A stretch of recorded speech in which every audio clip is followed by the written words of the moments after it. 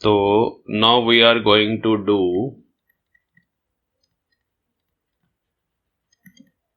Kirchhoff's laws. हाँ जी बच्चों, अगर हमारे पास एक सर्किट है, उस सर्किट की इस तरह से कोई एक लूप है हमारे पास, लाइक दिस। ये एक्चुअली किसी बड़े सर्किट का एक पार्ट है। इधर से कुछ इधर सेल लगा हो सकता है, ऐसे करके कोई बड़ा सर्किट है, उस सर्किट का एक हिस्सा मैंने आपके सामने शो किया है। Such kind of part is called closed loop. Closed loop, ठीक है, इसको लूप बोला जाता है। जो भी पाथ सर्किट का चारों तरफ से बंद हो उसको क्लोज लूप बोला जाता है। अब इस क्लोज लूप में ये वाले जो पॉइंट्स हैं जहां पर मोर देन टू कंडक्टर्स जुड़े हुए हैं, they are called junctions. Junction, जैसे ये वाला पॉइंट होगा तो this is called junction. Similarly ये वाला जो पॉइंट होगा ये भी है जंक्शन, और एक जंक्शन यहां पर है, ठीक है, ओके। तो जंक्शन वो होते हैं जहां मोर देन टू कंडक्टर्स आपस में मिल रहे हों, दैट इज कॉल्ड जंक्शन। और इस तरह का कोई भी क्लोज हिस्सा सर्किट का वो होती है लूप। अब इसके कॉरेस्पॉन्डिंग हमारे पास दो लॉज हैं। एक है किरचॉफ जंक्शन लॉ जो जंक्शन पे लगता है, दूसरा है किरचॉफ लूप लॉ। किस काम आता है? इन दोनों लॉज की हेल्प से हम इस सर्किट में जितनी भी रेजिस्टेंसेस हैं, R1, R2, R3, R4, उन सब के अक्रॉस पोटेंशियल डिफरेंस बता सकते हैं। हम सर्किट की किसी भी ब्रांच में करंट बता सकते हैं। इस ब्रांच में करंट I1 कितना है, इसमें I2 कितना है, अगर हमें वैल्यूज गिवन हो हम सॉल्व करेंगे। इसमें कितना करंट है, इसमें कितना करंट है, और इसके साथ साथ करंट क्या ऊपर जा रहा है या नीचे आ रहा है, मतलब करंट का डायरेक्शन भी और करंट के मैग्नीट्यूड भी, दोनों चीजें हम किरचॉफ लॉज की हेल्प से बता सकते हैं। मींस किसी भी सर्किट को कंप्लीटली हम सॉल्व कर सकते हैं, ठीक है बच्चों। अब जो फर्स्ट लॉ है that is Kirchhoff's junction law. जो पहला लॉ है ये जंक्शन पे लगेगा बच्चों। इसको एक और नाम से भी बोला जाता है, it is also called Kirchhoff current law, KCL, ठीक है। ज्यादातर KCL बोला जाता है, किरचॉफ करंट लॉ।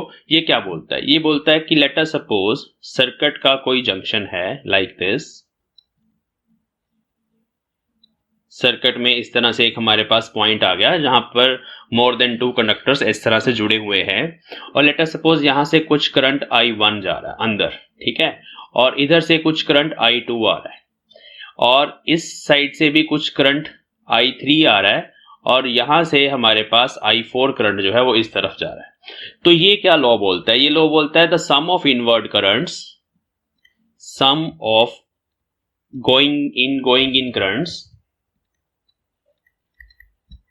जितने भी करंट्स जंक्शन में जा रहे हैं, is equal to sum of outgoing currents,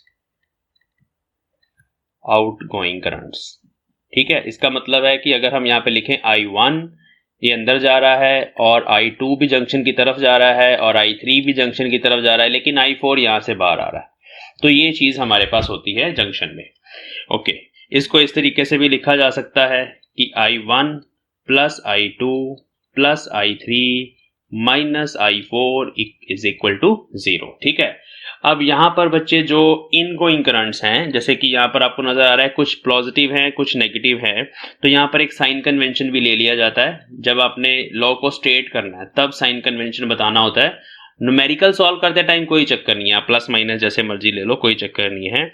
लेकिन अगर हम लॉ को स्टेट कर रहे हैं तो साइन कन्वेंशन बताना पड़ेगा कि जितने भी गोइंग करंट्स हैं which are going towards the junction,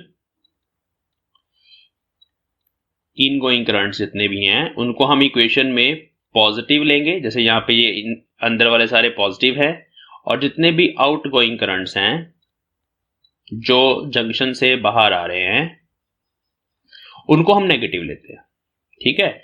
तो ये हमारे पास साइन कन्वेंशन है, ठीक है। तो ये स्टेटमेंट तभी देनी है जब आपने स्टेटमेंट देनी है लॉ की, तब आपने साइन कन्वेंशन साथ में बताना है, और इस तरह का डायग्राम बता के आपने स्टेटमेंट दे देनी है, ठीक है। This is junction law. इसको अप्लाई कैसे किया जाता है इसके बारे में बात करते हैं। इसको अप्लाई करने के लिए लेट अस सपोज ये हमारे पास एक सेल था, इधर से एक रेजिस्टेंस थी, इसका एक पार्ट ऊपर चला गया इस तरफ, एक सेल यहां आ गया, एक पार्ट इधर चला गया, एक सेल यहां, एक रेजिस्टेंस आ गई और एक सेल यहां आ गया। अब यहां पे बोल दिया उसने कि भाई 3 एम्पेयर करंट यहां से बाहर आ रहा है, 5 एम्पेयर करंट इधर से जा रहा है, आई करंट इधर से इनवर्ट था, यहां से 1 एम्पेयर करंट बाहर आ रहा है। तो हमें बताना है कि ये आई कितना है। तो हम क्या करेंगे, हम लिखेंगे आई इनवर्ड है प्लस 5 इनवर्ड है इज इक्वल टू, ये दोनों आउटवर्ड है, 3 प्लस 1। तो ये एक एग्जाम्पल है। यहां से आई हमारे पास आ गया 4 माइनस 5 मीन्स -1 एम्पेयर। अब माइनस का मतलब है कि हमने करंट इस तरफ माना हुआ है, इस सर्किट में मैंने इधर को बना दिया था करंट, लेकिन एक्चुअली क्योंकि नेगेटिव आ गया ना आपका आंसर, तो एक्चुअली करंट 1 एम्पेयर है इस ब्रांच में और वो करंट इस तरफ आ रहा है 1 एम्पेयर करंट, तभी हमारा जो जंक्शन लॉ है वो सेटिस्फाई होता है। अब किसी सर्किट को सॉल्व करने के लिए इसको कैसे अप्लाई करेंगे वो भी देख लेते हैं। यहां देखो, जैसे बैटरी है, ये रेजिस्टेंस है, ऐसे एक रेजिस्टेंस है, एक यहां बैटरी है और इस तरह से एक रेजिस्टेंस है और इस तरह से एक रेजिस्टेंस है ऐसे, और ये हमारे पास एक क्लोज्ड सर्किट इस तरह से बन गया। इसको मैंने ऐसे जोड़ दिया, यहां पर एक और सेल जोड़ देते हैं, ठीक है। चलिए, तो ये हमारे पास लेटर सपोज एक सर्किट है। अब आपने इस सर्किट को सॉल्व करना है जब, तो आपको करंट मानने पड़ेंगे सर्किट में, खुद से अज्यूम करने पड़ेंगे कि I1 करंट लेटर सपोज यहां पे है, I2 यहां पे है। तो क्या किया जाता है इसको सॉल्व करने के लिए, किसी भी सेल को पकड़ लेते हैं, किसी भी सेल को इमेजिन करें और वहां से आप अपनी तरफ से एक I1 करंट मान लें कि यहां से एक I1 करंट निकल रहा है जो बाहर की तरफ है, ठीक है। अब ये I1 करंट जैसे ही यहां पे आएगा, आगे जंक्शन आ गया आपके पास। अब उस I1 का कुछ हिस्सा आप मान लें कि इधर जा रहा है, लेट अस सपोज I2 जा रहा है। तो जंक्शन लॉ ये बोलता है कि अगर यहां से I1 यहां पे आया था और उधर से I2 इधर निकल गया, तो बाकी जो बचा, बाकी क्या बचा, I1 माइनस I2, ये बचा। जंक्शन लॉ मैंने लगा दिया, इक्वेशन लिखते टाइम ही लगा दिया कि I1 करंट यहां तक आया था, उसमें से I2 मैंने मान लिया इधर चला गया, तो बाकी जो बचा I1 माइनस I2 वो नीचे आ जाएगा। अब यहां तो कोई जंक्शन नहीं है, यहां तो सीधा सीरीज कनेक्शन है। तो इस ब्रांच में यहां से लेके यहां तक, ये जो पूरी ब्रांच है, यहां से लेके यहां तक सारे कंपोनेंट सीरीज में लगे हुए हैं बच्चों, सीरीज में। तो यहां पे कहीं पे करंट डिवाइड नहीं होगा। सीरीज में आपको पता है कि हर किसी कंपोनेंट में से जो करंट होता है वो सेम होता है। मींस अगर ये रेजिस्टेंस R1 है और ये रेजिस्टेंस R2 है और आपको पूछा जाए what is the current through R1 and R2, तो वो सेम है, वो करंट है I1 माइनस I2। और अगर ये R3 यहां पे है और आपको पूछा जाए what is the current through R3, तो वो I1 है। और अगर आपसे पूछा जाए what is the current through R4, ये वाली रेजिस्टेंस, तो वो I2 है। तो इसका मतलब है आपने जंक्शन पे जाके एक वेरिएबल एक साइड पे खुद से मान लेना है कि I1 आया, उसमें से I2 इधर चला गया और बाकी जो बचा वो ये था। चाहे आप ऐसे मान लेते हैं कि I1 आया था, उसमें से I2 इधर चला गया, नीचे चला गया, तो फिर बाकी जो बचा I1 माइनस I2 वो इस तरफ आएगा। उसके अकॉर्डिंग इक्वेशंस बनेंगी, उसके अकॉर्डिंग ही सारा कुछ सॉल्व होगा और आंसर एकदम एग्जैक्ट आएंगे। वो कंसीडर करने पर डिपेंड नहीं करता कि किस तरह के आंसर आपके गलत हो जाएंगे या कैसे, वो कंसीडर करने पर डिपेंड नहीं करता। तो जंक्शन लॉ आपको हर बार लगाना पड़ेगा जब भी सर्किट सॉल्व करना है, तो इसको समझ लो कि करंट को कैसे डिवाइड करना है, ठीक है बच्चों। चलो आगे हम करते हैं what is KVL, Kirchhoff voltage law, उसको कैसे लगाना है। The second law is Kirchhoff's voltage law, ठीक है। Now it applies across A loop, along लिख देंगे, along a loop in circuit. Loop का मतलब होता है कि भाई कोई क्लोज्ड पाथ है, जैसे मैंने अभी आपको बताया, वहां पे ये लगेगा। इसमें क्या है, इस लॉ की स्टेटमेंट है कि सारी वोल्टेज का अलजेब्रिक सम, द अलजेब्रिक सम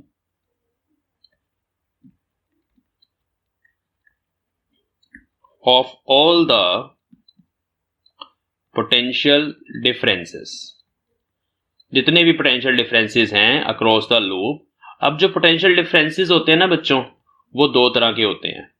एक होता है पोटेंशियल राइज, कहीं कहीं पे सर्किट पे पोटेंशियल राइज होगा, मतलब बढ़ेगा जब आप चलोगे, और कहीं कहीं पर सर्किट में पोटेंशियल ड्रॉप होगा। वो मैं अभी आपको बताऊंगा कब राइज होगा कब ड्रॉप होगा। दूसरा पोटेंशियल डिफरेंस होता है potential drop. The algebraic sum of all the potential differences means potential rises and potential drops along a closed loop, कोई भी क्लोज्ड हिस्सा सर्किट का इज 0। ठीक है, इसको हम ऐसे भी लिख देते हैं समेशन डेल्टा वी इज 0। हर किसी कंपोनेंट के लिए सारे डेल्टा वीज कैलकुलेट करेंगे, उनका जो समेशन होता है वो 0 होता है। ओके, अब इसके क्या साइन कन्वेंशन है, कैसे आप इसको प्लस माइनस कैसे यहाँ पे चूज करेंगे। तो इसमें अगर आपके पास कोई भी पोटेंशियल राइज है, ठीक है, पोटेंशियल राइज अगर कहीं पे आ रहा है, पोटेंशियल राइज मतलब पोटेंशियल का बढ़ना, उसको हम पॉजिटिव लेके चलेंगे। और कहीं पर भी अगर आपके पास पोटेंशियल ड्रॉप आ रहा है सर्किट में किसी भी कंपोनेंट के अक्रॉस, उसको हम नेगेटिव लेके चलेंगे। Okay, now let us understand कि किसको पोटेंशियल राइज बोलेंगे, किसको पोटेंशियल ड्रॉप बोलेंगे। तो we have 3 different cases, let us discuss. ठीक है, पोटेंशियल राइज क्या होता है उसके बारे में बात करेंगे, एंड पोटेंशियल ड्रॉप क्या होता है। ठीक है, किसको राइज बोलोगे, किसको ड्रॉप बोलोगे, लेट अस सी। सबसे पहली सिचुएशन है सेल की सिचुएशन। आप सर्किट में चल रहे थे और आपके सामने एक सेल आ गया, इस तरह से आ सकता है डायग्राम नंबर ए, या सेल इस तरह से आपके सामने आ सकता है डायग्राम नंबर बी।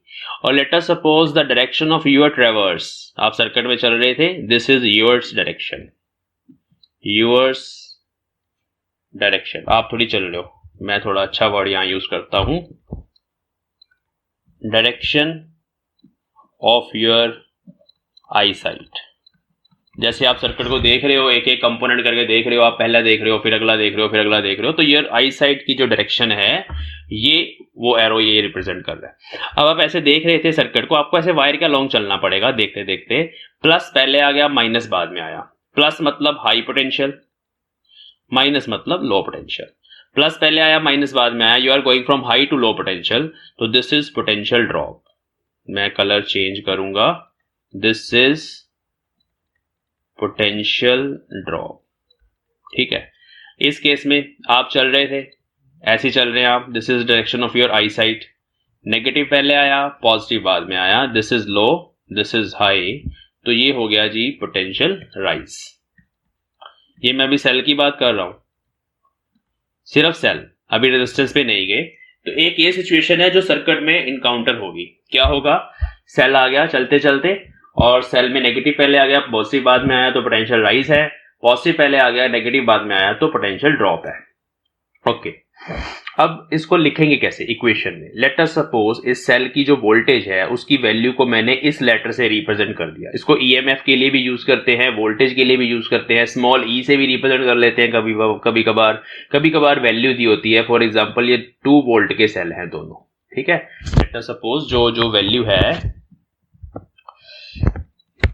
ये जो वैल्यू है दैट इज 2 वोल्ट, ये भी हम मान सकते हैं। तो जब आप इक्वेशन लिखोगे, प्लस पहले आया, माइनस बाद में आया, इट इज पोटेंशियल ड्रॉप, तो आप उस इक्वेशन में लिखोगे माइनस ई, और यू विल राइट -2, क्योंकि ये एक तरह का पोटेंशियल डिफरेंस है।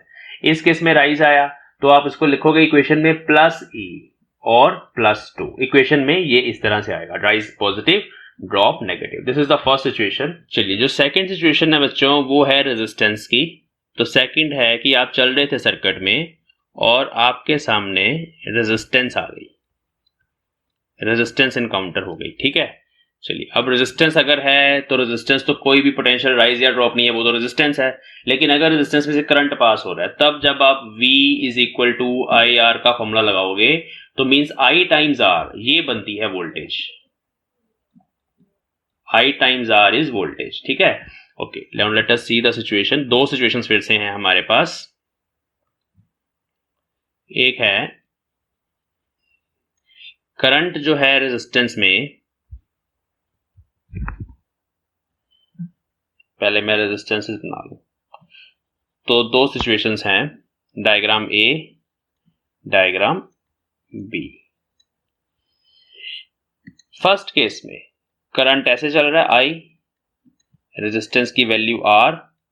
सेकंड केस में करंट सामने से आ रहा है I, रेजिस्टेंस की वैल्यू R, ठीक है। ये 2 सिचुएशंस हैं हमारे पास। Okay, and your direction of eyesight is this. दोनों ही केस में मैंने जो एरो लगाए हैं ब्लू वाले, ये आपकी डायरेक्शन है जब आप सर्किट में चल रहे थे। अब फर्स्ट केस में क्या हो रहा है? फर्स्ट केस में the current is going along with you, जिस तरह से आप चल रहे हो उसी डायरेक्शन में करंट चल रहा है। अब रेजिस्टेंस क्योंकि करंट को अपोज करती है, वहां पर वोल्टेज का डिफरेंस आएगा due to this resistance, potential difference आएगा। इस जगह पर हाई पोटेंशियल होता है जिधर से करंट एंटर करता है, और दूसरी जगह पर लो पोटेंशियल होता है। ठीक है, अगर हम बैटरी का पॉजिटिव यहां लगाएंगे तभी करंट इधर से इधर जाएगा ना। आप इमेजिन करिए, मैं ऐसा क्यों बोल रहा हूं मैं बता ही देता हूं आपको। अगर मैं बैटरी का पॉजिटिव यहां पे लगाऊंगा तो करंट पॉजिटिव टू नेगेटिव जाएगा ना, और यहां नेगेटिव लगा हुआ है। अब जहां नेगेटिव लगा हुआ है मतलब वो लो पोटेंशियल है, और जहां आपने पॉजिटिव लगाया हुआ है मतलब वो हाई पोटेंशियल है। ये तो हम कैपेसिटर और रेजिस्टेंस के केस में ऑलरेडी कर रहे थे ये चीज। तो means current always flow from high to low potential, ये सेकंड स्टेटमेंट है, इस बात को ध्यान में रखने के लिए। Current always go from high to low potential. Current ऐसे होता है ना, बैटरी के पॉजिटिव से नेगेटिव की तरफ जाता है, that is from high to low potential. इसका मतलब है कि आप अगर ऐसे चल रहे हो तो आप हाई से लो की तरफ चल रहे हो। तो इस सिचुएशन में ये जो है this is potential drop, potential drop. ठीक है, और ये वाला जो सिचुएशन है इसमें क्योंकि करंट हाई टू लो चलना चाहिए, यहां हाई होगा तो यहां लो होगा, और आप उल्टा चल रहे हो, आप लो से हाई की तरफ चल रहे हो, तो दिस इज पोटेंशियल राइज। अब याद करने के लिए आप ऐसे बोल सकते हो कि जब करंट आपके साथ साथ चले तो पोटेंशियल ड्रॉप, और जब करंट सामने से आ रहा हो रेजिस्टेंस के केस में देन पोटेंशियल राइज। करंट को सिर्फ रेजिस्टेंस के केस में देखना है, सेल के केस में करंट देखने की कोई जरूरत नहीं है। चाहे करंट इधर से इधर आ रहा हो नहीं देखना, चाहे इधर से इधर जा रहा है नहीं देखना, वो डिपेंड करेगा सारे सर्किट पर कि करंट पॉजिटिव से नेगेटिव की तरफ जाएगा सेल में या नेगेटिव से पॉजिटिव की तरफ जाएगा। सेल के केस में करंट को नहीं देखना, सिर्फ उसके टर्मिनल्स देखने हैं। रेजिस्टेंस के केस में करंट की डायरेक्शन को देखना है और फिर आपने बताना है कि ये ड्रॉप है और दूसरा वाला राइज है। लास्ट सिचुएशन है बच्चे हमारे पास कैपेसिटर वाली। कैपेसिटर वाले सर्किट वैसे ज्यादा नहीं आते, लेकिन जब हम जेईई और नीट की प्रॉब्लम्स करेंगे तब कैपेसिटर वाले सर्किट आ सकते हैं। तो कैपेसिटर के केस में आपने कैसे लेना है? कैपेसिटर के केस में हमारे पास वही होगा, एक होती है पॉजिटिव प्लेट, दूसरी होती है नेगेटिव प्लेट। स्टेडी स्टेट में करंट होता ही नहीं है सर्किट में। कैपेसिटर के केस में अगर हम स्टेडी स्टेट की बात करें, जैसे मैंने बताया था स्टेडी स्टेट में कैपेसिटर इज फुली चार्ज्ड, तो उस केस में सर्किट में करंट होता ही नहीं है, तो करंट की कोई टेंशन नहीं है, सिर्फ हमारे पास पॉजिटिव और नेगेटिव होते हैं। तो फिर अगर आप इस तरफ जा रहे हो तो ये ड्रॉप है, और अगर ये कैपेसिटर है, नेगेटिव पहले आ गया पॉजिटिव बाद में आ गया, और आप इस तरफ चल रहे हो नेगेटिव टू पॉजिटिव, तो ये राइज है। लेकिन इस केस में वोल्टेज को लिखेंगे कैसे? इस केस में आपको चार्ज पता होगा और कैपेसिटेंस पता होगी, तो वोल्टेज होती है पोटेंशियल डिफरेंस, उसका फॉर्मूला होता है Q बाई सी। तो ड्रॉप के केस में माइनस Q बाई सी हो जाएगा, और राइज के केस में वो हो जाएगा plus Q by C. Equation में वोल्टेज को ऐसे लिखेंगे। इस केस में कैसे लिखेंगे? इस केस में वोल्टेज का फॉर्मूला होता है V is equal to I R, तो इस ड्रॉप के केस में लिखेंगे उस इक्वेशन में माइनस आई आर, और अगर आपके पास राइज है तो फिर उस वोल्टेज को लिखेंगे plus I R. I most of the time हमें फाइंड करना पड़ता है और रेजिस्टेंस हमें पता होती है, तो आई एज ए वेरिएबल चलता है, फिर हम कुछ इक्वेशंस बना के वहां से आई फाइंड कर लेते हैं। कभी कभी हमें आई पता होता है, रेजिस्टेंस पता होती है, हमें जस्ट पोटेंशियल डिफरेंस बताना होता है हाई है या लो है, तो वहां पर भी आपने सेम चीज जो है उसको अप्लाई कर देना है, यूज कर लेना है। ठीक है, तो इस तरह से ये चलेगा। चलिए अब मैं आपको एक इक्वेशन लिखना सिखाता हूं, जो भी हमने सीखा है यहाँ पे उससे हम एक इक्वेशन लिखते हैं, एक सिंपल सा सर्किट बना के एक एग्जांपल कर लेते हैं। सॉल्व नहीं अभी करूंगा मैं, जस्ट आपको समझाने के लिए कि किस तरह से ये चीजें काम करती हैं। लेट अस सपोज ये हमारे पास एक लूप है, एक सेल और लगा देते हैं to make the things more complicated. ये एक सर्किट है, ठीक है जी। अब एक किसी सर्किट का छोटा सा हिस्सा है, उसकी क्लोज लूप है, तो लेट अस सपोज यहां करंट है I1 इधर चल रहा है, यहां करंट है I2 वो इधर चल रहा है, यहां करंट है I3 वो इस तरफ चल रहा है, और इस केस में करंट है I4। कैसे आया? मैं जंक्शन लॉ नहीं लगा रहा, मैं लूप लॉ लगाना सबको सिखाऊंगा। जंक्शन लॉ लगू के ये करंट्स हैं और हमें अभी लूप लॉ लगाना है। ये है 2 वोल्ट का सेल, ये है 3 वोल्ट का सेल, ये है 5 वोल्ट का सेल, ये है 4 वोल्ट का सेल। रेजिस्टेंसेस की बात करेंगे, ये है 5 ओम, ये है 10 ओम, ये है 6 ओम एंड दिस इज 2 ओम। तो ये कुछ रेजिस्टेंसेस हैं और कुछ सेल्स हैं जिनकी वोल्टेजेस हमें दी गई है। हमें यहां पर किरचॉफ वोल्टेज लॉ लगाना है, अप्लाई KVL, ठीक है। वो हमें अप्लाई करके देखना है कि किस तरह से हमारे पास यहाँ पे इक्वेशन बनेगी। चलिए देखते हैं। जब भी आपने KVL लगाना है ना, तो आपने अज्यूम कर लेनी है कोई भी डायरेक्शन, चाहे आप सर्किट में इस तरह से चलें, चाहे आप उससे ऑपोजिट चलें, क्लॉकवाइज चले चाहे एंटी क्लॉकवाइज चले, कोई फर्क नहीं पड़ेगा। मीन्स ऐसे भी चल सकते हैं, इक्वेशन बनेगी इक्वल टू 0 ही लिखना है, प्लस माइनस होते हैं तो माइनस कॉमन आके दूसरी इक्वेशन बन जाएगी। और आप ऐसे भी चल सकते हैं। बट एक चीज ध्यान देने वाली है कि अगर आपके पास 2 लूप्स हैं या 3 लूप्स हैं सर्किट में और आपके पास 3 इक्वेशन आने वाली हैं, जितनी लूप्स होंगी उतनी इक्वेशंस आएंगी। उस केस में अगर आपने एक को क्लॉकवाइज रखा है ना, तो सबको क्लॉकवाइज रखो, फिर ना उसमें मिस्टेक के चांसेस कम हो जाते हैं, क्योंकि माइंड में वो चीजें वैसी चलती हैं, ठीक है। चलो, तो लेट अस सपोज हम इस तरह से क्लॉकवाइज चल रहे हैं।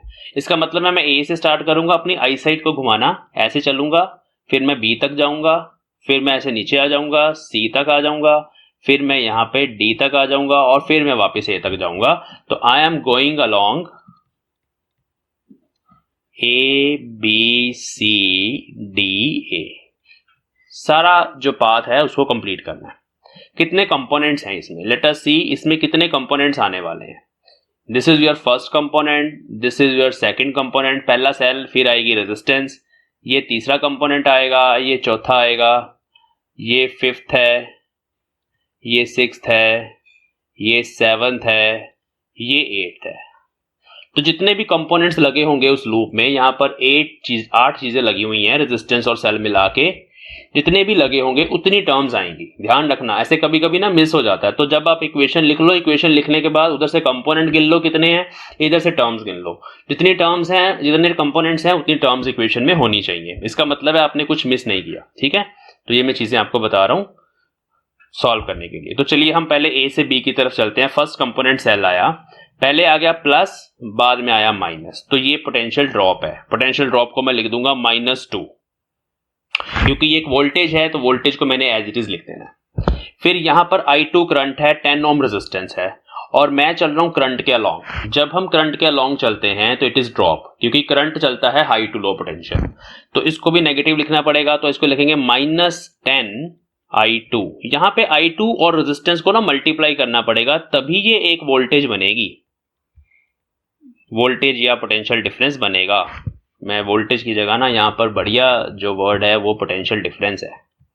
पोटेंशियल डिफरेंस तभी बनेगा, चाहे वो ड्रॉप है चाहे वो राइज है, जब आप करंट और रेजिस्टेंस को मल्टीप्लाई करोगे। जैसे ये तो है ही पोटेंशियल डिफरेंस, कोई चक्कर नहीं है, सेल है, ये तो है ही पोटेंशियल डिफरेंस। चलो, 2 कंपोनेंट्स हो गए। तीसरा कंपोनेंट, अब इसमें करंट सामने से आ रहा है, तो जब करंट सामने से आए तो पॉजिटिव, दिस इज राइज, और ये बनेगा 6I3, क्योंकि ये रेजिस्टेंस थी तो रेजिस्टेंस से करंट मल्टीप्लाई होगा। अब आ गया सेल, नेगेटिव पहले आया, पॉजिटिव बाद में आया, तो इसका मतलब राइज है, +5। नेगेटिव पहले आया, पॉजिटिव बाद में आया, मतलब राइज है, इसलिए +5। सी तक आ गए। अब फिर पॉजिटिव पहले आ गया, नेगेटिव बाद में आया, मतलब ड्रॉप है, -3। अब फिर आगे एक रेजिस्टेंस आ गई। अब इसमें करंट ऐसे आपके लॉन्ग चल रहा है, इस पूरी ब्रांच में सेम करंट है I4, चाहे यहां बना दो चाहे यहां बना दो, डजंट मैटर, सीरीज में है दोनों। तो इसमें करंट आपके साथ चल रहा है। जब करंट आपके साथ चल रहा है तो वो ड्रॉप है, तो उसको नेगेटिव लिखेंगे और 2I4, ठीक है। 2 is resistance, I4 is current. D तक पहुंच गए। अब D से ऊपर चल रहे हैं, नेगेटिव पहले आया, पॉजिटिव बाद में आया, तो यहां पे राइज हो गया +4। इसको मैंने सिर्फ सिंपली 4 लिखा क्योंकि ये एक वोल्टेज है। अब हम और ऊपर चले गए, एक रेजिस्टेंस है, सामने से करंट है I1, सामने से आ रहा है करंट, इसका मतलब है ये राइज है, तो +5I1 = 0। ठीक है बच्चों, तो जब हम इस तरह से इक्वेशन लिख लेंगे, और अगर हमारे पास 2 लूप्स हैं तो इस तरह की कितनी इक्वेशंस आएंगी, 2 इक्वेशंस आएंगी। अगर 3 लूप्स हैं तो 3 इक्वेशंस आ जाएंगी, और उन इक्वेशंस को साइमल्टेनियसली सॉल्व करके we can find I1, I2, I3 जितने भी करंट्स हैं वो सारे करंट्स हम यहाँ पे फाइंड कर सकते हैं।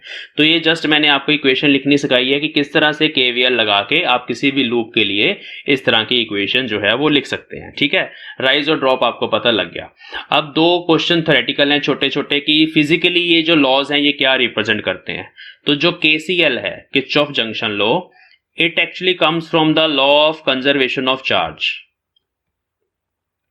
It comes from law of conservation of charge. Charge is conserved here. क्यों? क्योंकि अगर मान लो ये वायर है, इसमें से एक वायर इधर निकल गई, एक इधर निकल गई, एक यहां से ऐसे निकल गई, एक ऐसे निकल गई, तो यहां पर अगर मान लो 10 कूलम चार्ज चल रहा है, पर सेकंड जा रहा है, तो ये आगे दो हिस्सों में डिवाइड होगा ना, तो इन दोनों का सम 10 कूलम ही होना चाहिए। मतलब यहाँ 5 कूलम होगा पर सेकंड, यहाँ भी 5 कूलम होगा पर सेकंड। अब आगे फिर दो रास्ते निकल गए और 5 कूलम ये गया है, डिपेंडिंग अपॉन कि भाई क्या रेजिस्टेंसेज हैं, जरूरी नहीं इक्वली डिवाइड होगा, अलग अलग भी हो सकते हैं। 7 कूलम अगर ऊपर जाएगा तो 3 कूलम नीचे आएगा, लेकिन ये ट्रू है।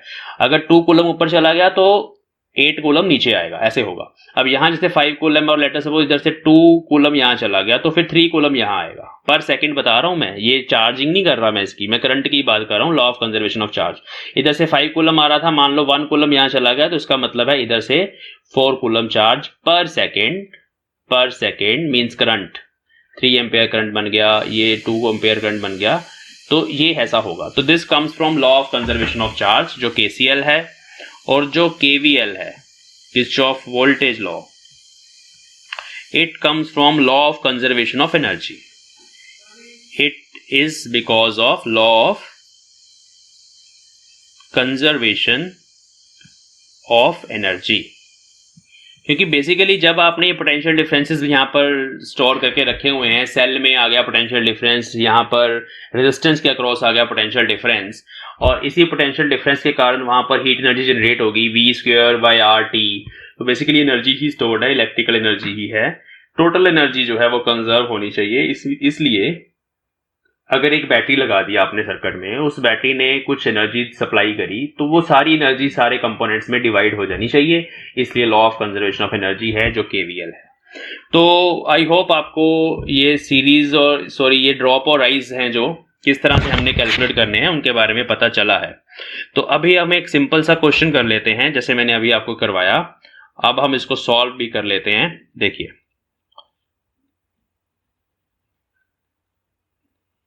this is 20 volt, this is 1 ohm, this is 4 ohm, 10 volt, 3 ohm, 30 volt,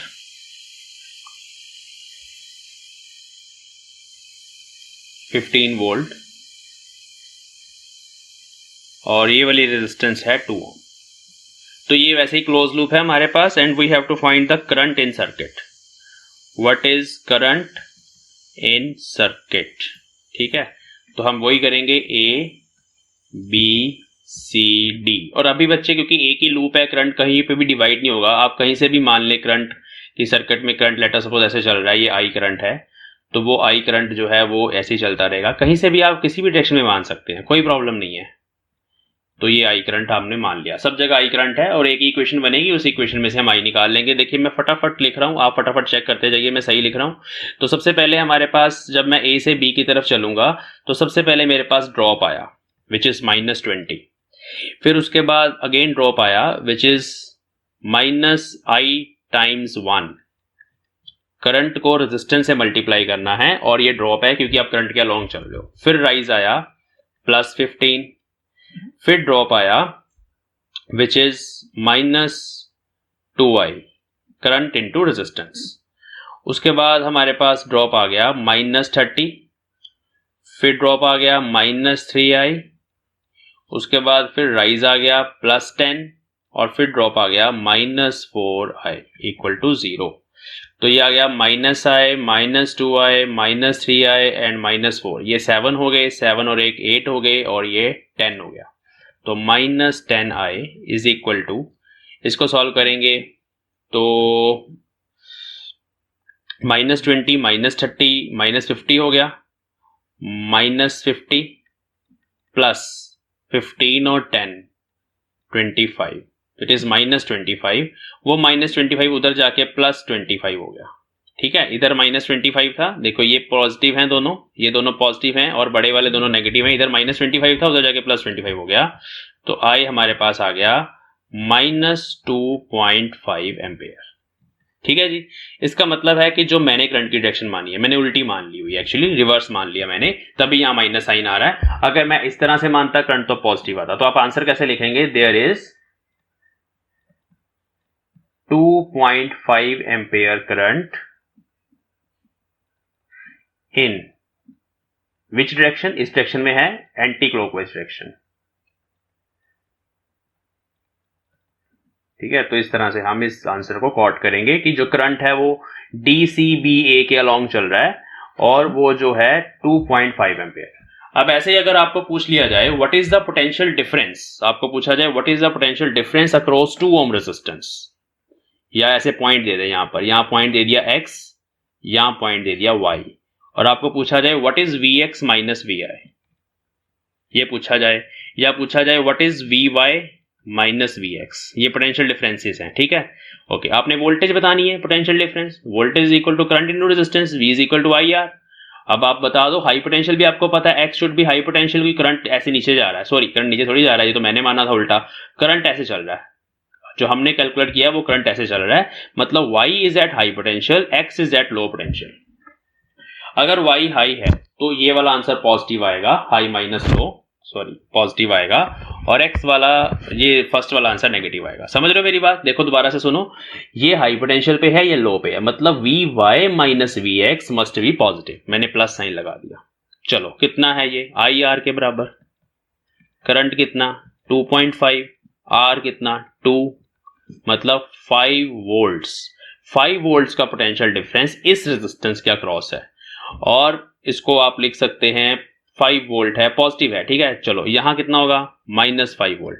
अब अगर आपको बोल दिया जाए कि भाई यहां पर हमने ना एक वोल्ट मीटर लगा दिया, डिजिटल वोल्ट मीटर, कितनी रीडिंग आएगी? उस वोल्ट मीटर का प्लस यहां लगाया, नेगेटिव यहां लगाया, ये फर्स्ट केस है।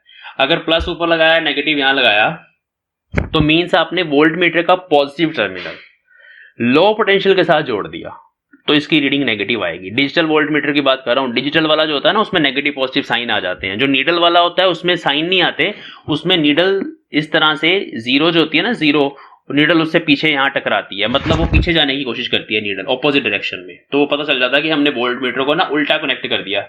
तो हम क्या करते हैं, फिर पोलैरिटी चेंज करते हैं। अगर आपने यहां प्लस लगा दिया लो पोटेंशियल के साथ, यहां माइनस लगा दिया वोल्ट मीटर का, तो आंसर नेगेटिव आपको शो करेगा, इतना शो करेगा 5 वोल्ट, बट नेगेटिव शो करेगा। लेकिन अगर आपने सही लगाया, मान लो यहां आपने वोल्ट मीटर का नेगेटिव यहां जोड़ा, ये वोल्ट मीटर का नेगेटिव है, टर्मिनल्स वोल्ट मीटर के भी होते हैं ना, यहां पॉजिटिव जोड़ा, तो फिर आपको वो प्रॉपर पॉजिटिव आंसर बताएगा वोल्ट मीटर। और अगर ये वाला है सुई वाला वोल्ट मीटर, तो वो जो सुई है वो इस डायरेक्शन में इस तरह डिफ्लेक्ट करेगी।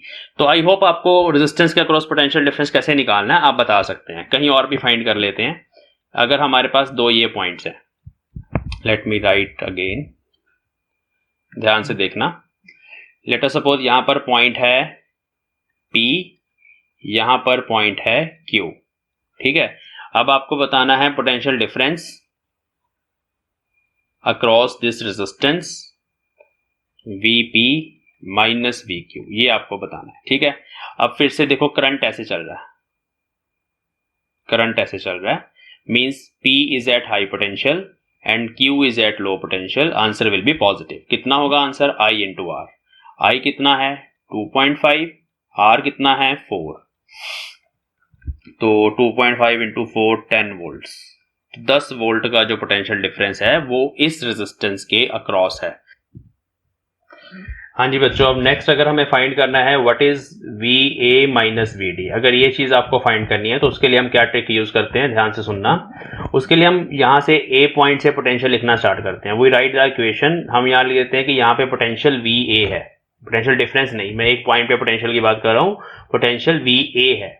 VA से जब हम नीचे की तरफ चले A पॉइंट से, तो हमारे पास पहले एक ड्रॉप आया, जैसे कि करंट ऐसे नीचे जा रहा है और आप भी करंट के अलोंग चल रहे हैं, और वो ड्रॉप कितना है? That is I into R। Now I is 2.5, R is 4, तो दोनों को मल्टीप्लाई करेंगे तो यहाँ पे -10 का ड्रॉप आया।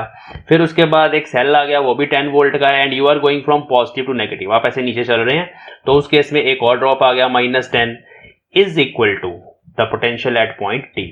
तो इस तरह से फिर इक्वेशन को लिखा जाता है, और वहां से आप डी को इधर ले आओ, वी डी को इधर ले आओ, बाकी फैक्टर उधर ले जाओ, तो आपके पास आ जाएगा V A minus V D is equal to 20 volt. ठीक है, अब यहां से देखो कितना क्लियरली पता चल रहा है कि A is at high potential, D is at low potential, इसीलिए आंसर आपके पास पॉजिटिव आ रहा है। इसीलिए करंट ए से डी की तरफ जा रहा है, क्योंकि करंट जो है वो हमेशा हाई पोटेंशियल से लो पोटेंशियल की तरफ जाता है।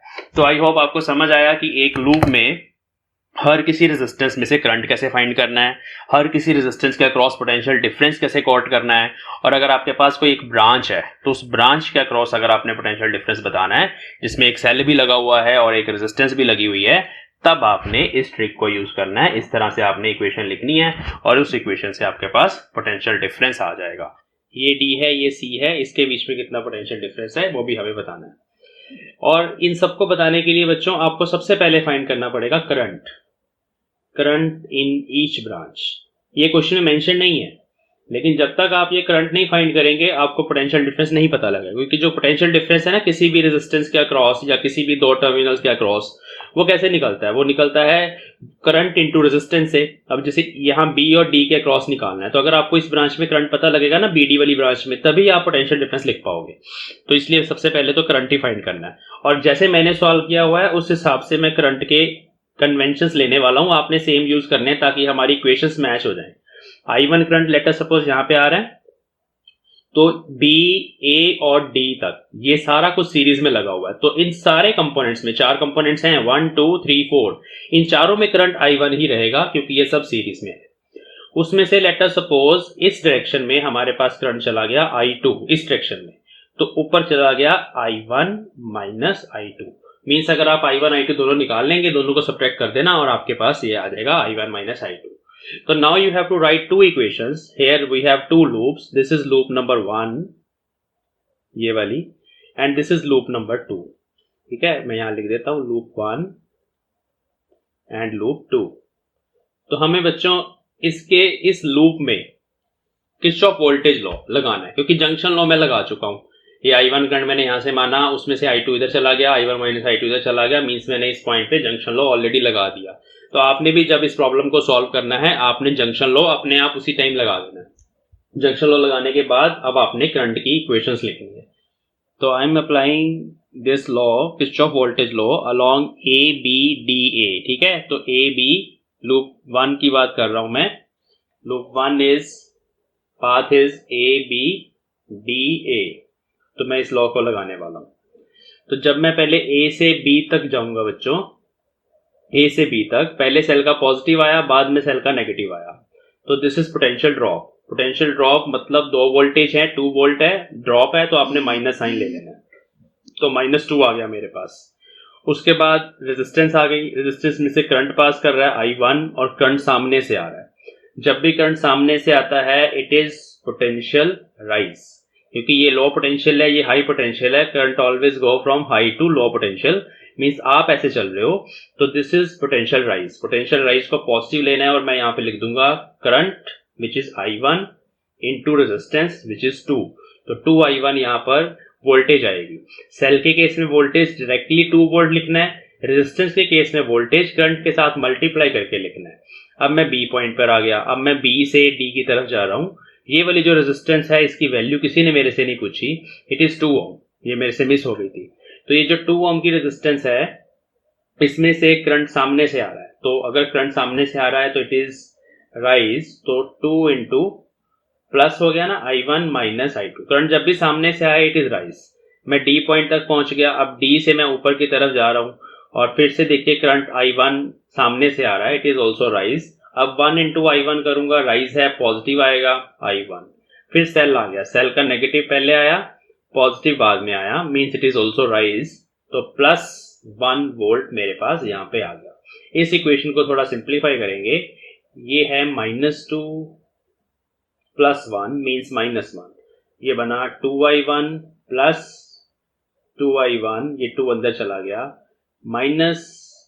2i2 plus i1 is equal to, इन दोनों को मैंने सॉल्व किया, -1 उधर जाके 1, तो 2i1 और ये बना 4i1 plus i1 means 5i1 minus 2i2 is equal to 1. This is your equation number 1 जो हमें करंट को सॉल्व करने में हेल्प करेगी. दूसरी इक्वेशन मैं सेकेंड लूप से बना रहा हूं and I am going along D B C D. तो ये वाला पाथ मैं यहाँ पे फॉलो कर रहा हूँ. तो अब मैं सेकंड पार्ट को, नीचे वाले पाथ को फॉलो करूंगा. आई am going along D B. पहले मैं जब D से B तक जाऊंगा तो I am going along the current. जब हम करंट के साथ साथ चलते हैं वो पोटेंशियल ड्रॉप होता है. पोटेंशियल ड्रॉप को नेगेटिव लेते हैं तो हम यहाँ पर -2 लिखेंगे इंटू I1 माइनस I2. ठीक है, मैं कलर चेंज कर लूं ताकि कंफ्यूजन ना हो. तो ये हो गया मेरे पास फर्स्ट टर्म हो गई जो ड्रॉप आ गया, करंट इनटू रेजिस्टेंस. अब मैं यहाँ पहुंच गया, यहाँ नेगेटिव पहले आया, पॉजिटिव बाद में आया, नीचे की तरफ आना है मुझे. इट इज राइज, तो +1. फिर और नीचे चले गए हम, ये रेजिस्टेंस आ गई. रेजिस्टेंस में से जो करंट है, ये यहाँ पे करंट I2 है, ये सामने से आ रहा है. जब करंट सामने से आए इट इज पोटेंशियल राइज. तो राइज को पॉजिटिव लिखना है, I2 इंटू 1 मीन्स I2. अब आगे चले गए, यहाँ रेजिस्टेंस आ गई, करंट सामने से आ रहा है फिर से, it is also rise 3i2. अब सेल आ गया, सेल का पॉजिटिव पहले आया, नेगेटिव बाद में आया, तो पोटेंशियल ड्रॉप है. पोटेंशियल ड्रॉप को -3 लिखेंगे इक्वल टू 0. तो दिस इज सेकेंड इक्वेशन. इसको सिंप्लीफाई करते हैं, -2i1 माइनस के साथ प्लस हो गया 2i2 +1 plus i2 plus 3i2 -3 equal to 0. तो 3i2 plus i2 plus 2i2 it is 6i2 minus 2i1 is equal to 2. ये इक्वेशन बनती है. यहां से अगर मैं 3 कॉमन या 2 कॉमन ले लूं तो मेरे पास इक्वेशन बन जाएगी 3i2 minus i1 is equal to 1. This is equation number 2. ठीक है, मल्टीप्लाई कर देते हैं. पहले मैं इसको ऐसे ही लिख लूं, इस इक्वेशन को ना, इसके नीचे लिखना है, ऐसे लिखेंगे -i1 plus 3i2 equal to 1. अब आप देखिए ये 5i1 है, यहाँ पे -i1 है, मतलब नीचे वाली इक्वेशन को मैं 5 से मल्टीप्लाई कर देता हूँ तो बनेगी -5i1 plus 15i2 is equal to 5. और ऊपर वाली इक्वेशन को दोबारा लिख लेते हैं. ओके, अब आप इनको ऐड कर दो. तो जब आप इनको ऐड करेंगे ये दोनों कैंसिल हो जाएंगी. यहाँ पे आ जाएगा 13i2 इज इक्वल टू 6. तो जो I2 करंट है वो है 6/13 एम्पेयर. I2 पता चल गया. अब मुझे I1 भी फाइंड करना है, तो मैं किसी भी इक्वेशन में सब्स्टिट्यूट कर देता हूँ. लेट अस सपोज ये फर्स्ट इक्वेशन ही जो थी मेरी, उसमें मैंने I2 की जगह, ये यहाँ I2 है, उसकी जगह मैंने 6/13 पुट कर दिया, इंटू 2 तो है ही है, और इक्वल टू मैंने इसको 1 कर दिया. तो 5i1 और ये हो गया 1 प्लस 12/13. इसको सॉल्व करेंगे, ये बनेगा 25/13. तो I1 इज 5 नीचे चला जाएगा तो वो आ जाएगा 5/13 एम्पेयर्स. तो दोनों करंट हमें मिल गए, I1 भी मिल गया, I2 भी मिल गया. अब हम उस सर्किट पे वापस चले जाते हैं. तो दिस इज योर सर्किट जिसमें हमने दोनों करंट्स फाइंड कर लिए हुए. तो अभी मुझे इस ब्रांच में करंट चाहिए, ये D से लेके B तक, विच इज I1 माइनस I2. तो ये करंट कैसे निकलेगा? I1 minus I2 means 5/13 minus 6/13. When you solve this, 13 LCM आ गया, -1/13 एम्पेयर. मीन्स हमने करंट इस सेक्शन में माना है -1/13 एम्पेयर, बट एक्चुअली जो करंट है वो इस सेक्शन में आ रहा है, विच इज 1/13 एम्पेयर. ये मुझे पता लग गया. I1 की डायरेक्शन मैंने सही मानी है क्योंकि वो पॉजिटिव आ गया ना आंसर. जो आंसर पॉजिटिव आ गया मतलब उसकी डायरेक्शन आपने सही मानी है. तो इस तरह से I1 मैंने माना था और बिल्कुल सच है कि 5/3 एम्पेयर करंट जो है, 5/13 एम्पेयर करंट, वो ऐसे नीचे आ रहा है यहाँ से, और 5/13 के बाद इधर चला गया, इधर से 1/13 आ रहा है, इधर से 5/13 आ रहा है. ऐसे समझेंगे, इधर से 1/13 आ रहा है, इधर से 5/13 आ रहा है, दोनों यहाँ ऐड हो गए क्योंकि ये भी आंसर पॉजिटिव आया. तो दोनों यहाँ ऐड होके देखिए हमारे पास 6/13 एम्पेयर आ गया. तो ये आंसर चेक करने का तरीका है. जैसे आपने जंक्शन लॉ लगाया था, तो जहां पे आपने जंक्शन लॉ लगाया था वहां ये सेटिस्फाई होना चाहिए कि इन दोनों को ऐड होके हमारे पास ये करंट आ रहा है यहाँ पे, है ना. तो मतलब हमारे आंसर्स करेक्ट है. तो ये पता लग गया. अब अगर आपसे पूछा जाए what is potential difference across B and D, तो हम VB माइनस VD देखते हैं कैसे लिखना है. देखो जी, B point is at high potential ये हाई पोटेंशियल पे है और D पॉइंट जो है वो लो पोटेंशियल पे है। मुझे कैसे पता चला? क्योंकि मुझे नजर आ रहा है कि यहाँ से 1/13 एम्पेयर करंट जो है वो B से D की तरफ जा रहा है, और ये हमें पता है कि जो करंट है वो हमेशा हाई पोटेंशियल से लो पोटेंशियल की तरफ ही जाता है। इसका मतलब B हाई पे है और D लो पे है, तो इसका आंसर पॉजिटिव आएगा। मैंने प्लस साइन लगा दिया। अब मुझे जस्ट पोटेंशियल डिफरेंस लिखना है। तो मुझे करंट पता है, रेजिस्टेंस पता है, तो voltage is current into resistance. Current is 1/13, resistance is 2, it is 2/13 volt. तो this is the potential difference across terminals B and D। चलिए अब अगर पूछा जाए what is the potential difference between C and D, VC minus VD बताना मुझे, ठीक है। D is high potential with respect to C। क्यों? क्योंकि जो करंट है वो D से C की तरफ चल रहा है, तो मैंने लिख दिया VD minus VC is positive, it should be positive. मैंने प्लस साइन अपनी तरफ से लगा दिया, पॉजिटिव होना चाहिए। और बाकी मैं वैसे सॉल्व करूंगा जैसे हम किरचॉफ लॉ लगाते हैं। पहले मेरे पास राइज आया, इट इज 3 वोल्ट, उसके बाद ड्रॉप आया, तो ड्रॉप आ गया minus current into resistance into 3, है ना। ओके, तो मैंने सॉल्व कर ही दिया यहाँ पे, तो ये आ जाएगा 21/13 वोल्ट। तो D is at high, C is at लो, तो पॉजिटिव आया। आपने VC माइनस VD निकालना है, तो इसको उल्टा कर देंगे, माइनस साइन लगा देंगे, तो आपके पास आंसर आ जाएगा। यहां लगाते हैं, let us find VB minus VA। VB minus VA कैसे फाइंड करना है?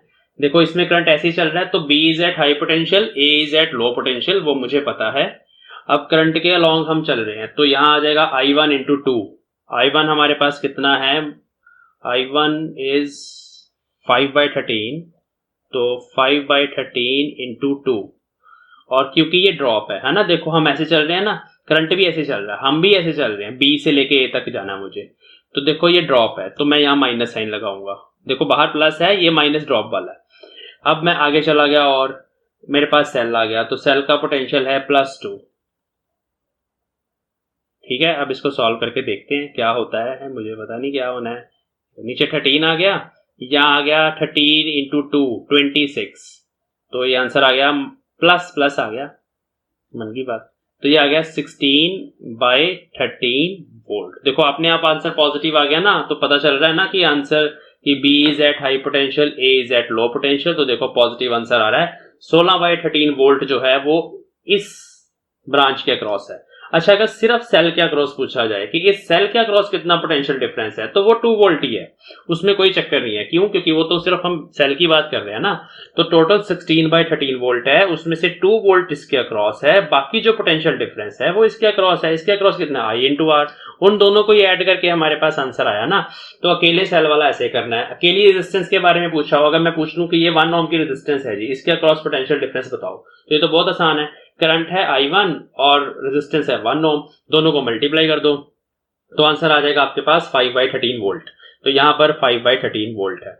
तो होपफुली आपको हर किसी सर्किट के हर किसी कंपोनेंट के बारे में पता चल गया कि किसी ब्रांच के अक्रॉस पोटेंशियल डिफरेंस कैसे निकालना है, किसी ब्रांच के अक्रॉस कैसे निकालना है, और उसके साथ साथ किसी कंपोनेंट के अक्रॉस कैसे निकालना है। सेल के अक्रॉस जो होता है वही पोटेंशियल डिफरेंस रहेगा जब तक इंटरनल रेजिस्टेंस ना दी जाए। इंटरनल रेजिस्टेंस की बात हम आगे जाके करेंगे। और ब्रांच के अक्रॉस आपने इस तरह से स्टार्ट करना है, VC माइनस VD लिखा, उसमें देख लेना है कि पॉजिटिव आने वाला आंसर या नेगेटिव, तो खुद से वो पहले साइन लगा लेना। बाकी आपने वही राइज ड्रॉप वाली जो कहानी है उसको अप्लाई करके आपने आगे चलना है। चलो, तो इसके लिए इक्वेशंस लिखे हैं। अभी मैं एक सर्किट दे देता हूं आपको, उसके लिए इक्वेशंस मुझे लिख के बताएं।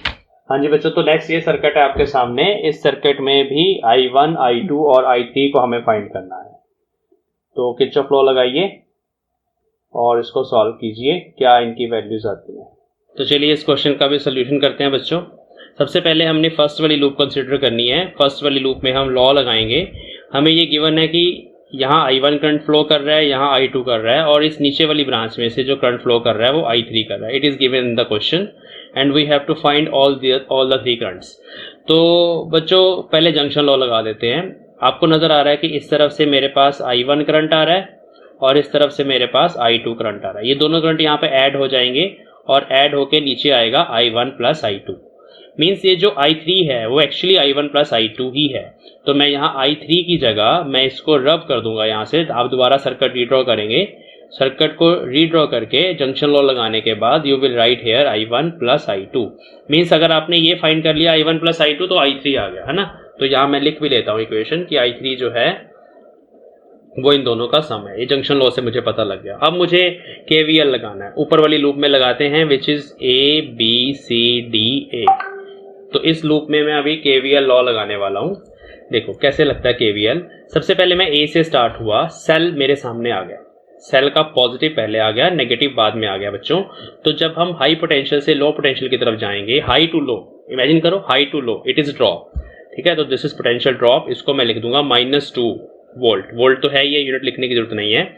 आगे चले जाते हैं। आगे करंट जो है I1 करंट है, रेजिस्टेंस में से फ्लो कर रहा है, और जो करंट है वो मेरे पाथ के अलोंग चल रहा है। मैं ऐसे चल रहा हूँ, करंट भी ऐसे चल रहा है। और जैसे मैंने अभी आपको बताया था कि अगर हम करंट के अलोंग चले उसको पोटेंशियल ड्रॉप बोलते हैं। ऐसा क्यों है? क्योंकि करंट हमेशा हाई पोटेंशियल से लो पोटेंशियल की तरफ फ्लो करता है। तो मीन्स आप भी ऐसे चल रहे हो तो ये पोटेंशियल ड्रॉप होगा, हाई टू लो जा रहे हो आप। इसको हम नेगेटिव से लिखेंगे तो -4I1 आएगा यहाँ पे। नेक्स्ट उसके बाद ऐसे चलते गए, कोई कंपोनेंट नहीं आया, यहाँ I2 करंट आ गया और ये कंपोनेंट आ गई रेजिस्टेंस। अब करंट सामने से आ रहा है, तो जब करंट सामने से आए, आपके साथ नहीं चल रहा, सामने से आए तो वो राइज होता है। तो +3I2, फिर और आगे चले गए, नेगेटिव पहले आ गया, पॉजिटिव बाद में आया, इट इज ऑल्सो राइज, +1 = 0। तो यहाँ से हमारी इक्वेशन बन गई -4I1 +3I2। इन दोनों को ऐड किया, यहाँ पे -1 आएगा, उस तरफ जाके +1 हो जाएगा। Equation number 1। नीचे वाली लूप पे आ जाए फटाफट। देखिए नीचे वाली लूप में पहले मैं यहाँ से शुरू हो गया D से, then I am going to C, then E, then F, then again D। This is my path. तो जब हम चलना शुरू किए तो पॉजिटिव टर्मिनल पहले आया, नेगेटिव बाद में आया, दिस इज ड्रॉप।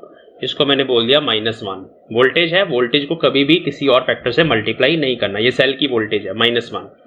अब करंट आपके साथ चल रहा है, I2 करंट 3 ओम में से साथ साथ चल रहा है। आप भी ऐसे चल रहे हो, मैं भी ऐसे चल रहा हूँ, करंट भी ऐसे चल रहा है, हमारी आई सेट ऐसे चल रही है। तो यहाँ पर हो जाएगा ड्रॉप। तो ड्रॉप इज 3I2। आगे चले गए, उसके बाद कोई कंपोनेंट नहीं आया, ये आगे रेजिस्टेंस, इसमें से करंट आपके साथ साथ चल रहा है। तो जब करंट साथ साथ चले -2 ड्रॉप होगा और उसके साथ करंट को मल्टीप्लाई करना है, क्योंकि रेजिस्टेंस इनटू करंट ही वोल्टेज होती है। KVL यही बोलता है, sum of all the voltages along a loop in the loop is 0। तो मैं वही कर रहा हूँ। तो ये सेकंड हमारे पास टर्म आ गई, थर्ड टर्म। आगे चले गए, नेगेटिव पहले आया, पॉजिटिव बाद में आया। तो जब ऐसा करेंगे तो ये राइज होगा +4। उसके बाद कुछ नहीं है, उसके बाद आगे जाके फिर वही सेल आ जाएगा। इसको भी सिंप्लीफाई करेंगे तो ये बना, इन दोनों को सॉल्व किया मैंने, यहाँ पे +3 आ गया मेरे पास, -3I2 -2I1 -2I2 = 0। ओके, ये और ये आपस में ऐड हो रहे हैं, तो इक्वेशन बनेगी, इक्वेशन विल बी 5, थोड़ा और इधर लिख दूं मैं, इन दोनों को ऐड करके इक्वेशन आ गई 5I2 विद माइनस साइन, देख लीजिए minus sign, -2I1 = -3, minus common, 5I2 + 2I1 = 3। Now these two equations, इनको हमने सॉल्व करना है, ठीक है। देखिए, तो -4I1 + 3I2 = 1 फर्स्ट इक्वेशन। यहाँ पे I1 वाली टर्म पहले लिख लेंगे हम, सेकेंड इक्वेशन। सेकेंड इक्वेशन में देखो 2 है, ऊपर 4 है, तो उसको अगर मैं 2 से मल्टीप्लाई कर दूं तो ये बनेगी 4I1 + 10I2 = 6।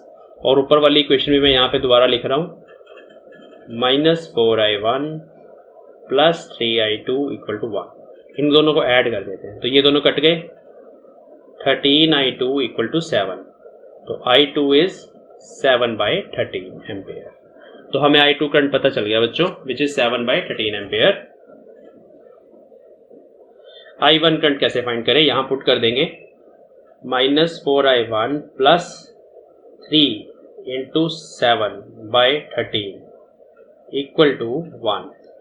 Minus 4i1 is equal to 1 minus 21 by 13, 13 minus 21 by 13, it is minus 8 by 13, is minus 4i1, 2 पे जाएगा, 2 बाई 13 एम्पेयर। दोनों करंट आ गए और लास्ट करंट है i3 जो दोनों का सम है, मैं यहाँ पे सॉल्व कर रहा हूँ। It is 7 by 13 plus 2 by 13 solve करके 9 बाई 13 एम्पेयर। तो तीनों करंट हमने सर्किट के किरचॉफ वोल्टेज लॉ लगा के फाइंड कर लिए। तो ध्यान देने वाली बातें हैं कि राइज ड्रॉप का ध्यान रखना है, साइन कन्वेंशंस का ध्यान रखना है और मैथमेटिक्स का ध्यान रखना है। इसमें प्लस माइनस की गलती हो जाए ना अगर, तो सारा क्वेश्चन रॉन्ग हो जाता है। तो इस चीज़ का ध्यान रखना।